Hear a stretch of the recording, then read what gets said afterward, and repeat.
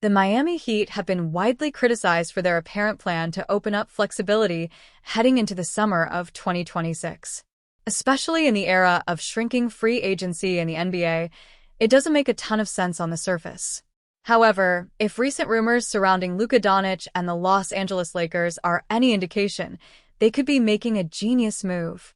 With the option to hit free agency after the 2025-26 NBA season, Luca is eligible to sign a long-term extension with the Lakers this summer. However, there's still no guarantee that he's going to sign the extension with the team. In the words of ESPN's Brian Windhorst, the Lakers are a little stressed out about Luca. Of course, just because the Lakers are stressed out about Luca signing an extension, that doesn't mean he won't sign it. Or that the Lakers are even afraid that it's a possibility. The Lakers are stressed about Luca. After all, how could the Lakers not be slightly stressed about this upcoming decision from Luca?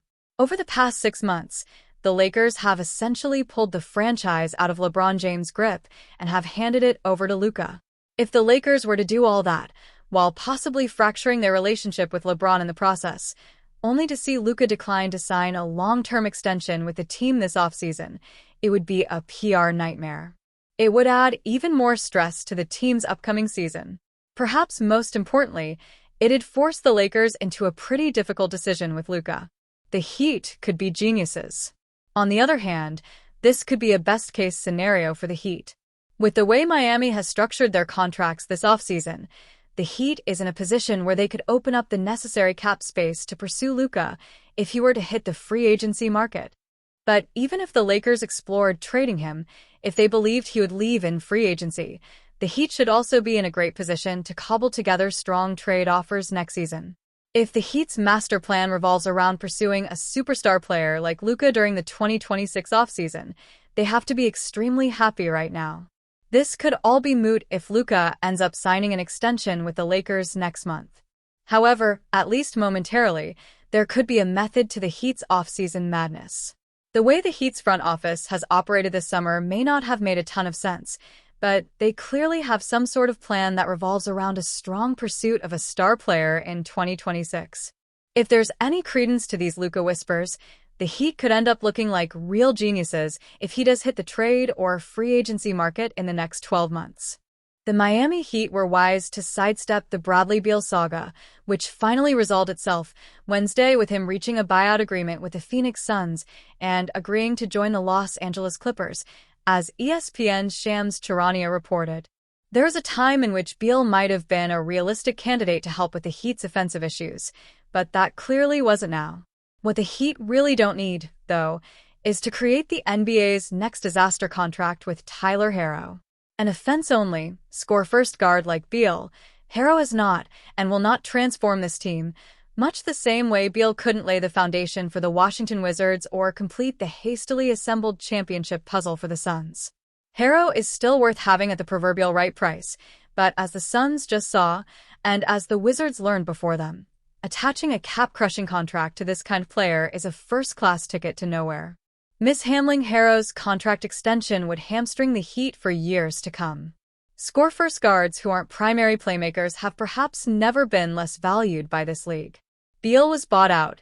Jordan Poole has basically been salary dumped twice, both coming into and exiting Washington. CJ McCollum was discarded in the most recent Poole deal.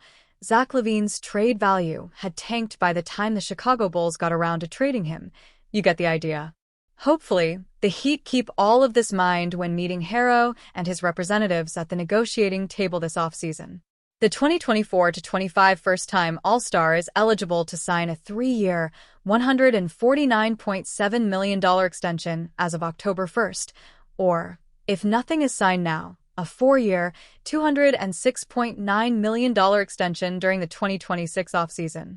A $50 million annual salary should be attached to superstars and superstars only, yes, even in this NBA economy.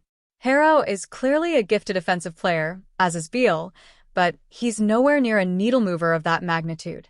For his career, the Heat have fared a whopping 0.3 points better per 100 possessions with him than without, per Basketball Reference. Even this past season, his best to date by far, that number was a good not great plus, 2.3. And we all saw what happened during his first playoff test as a load-bearing featured player on offense.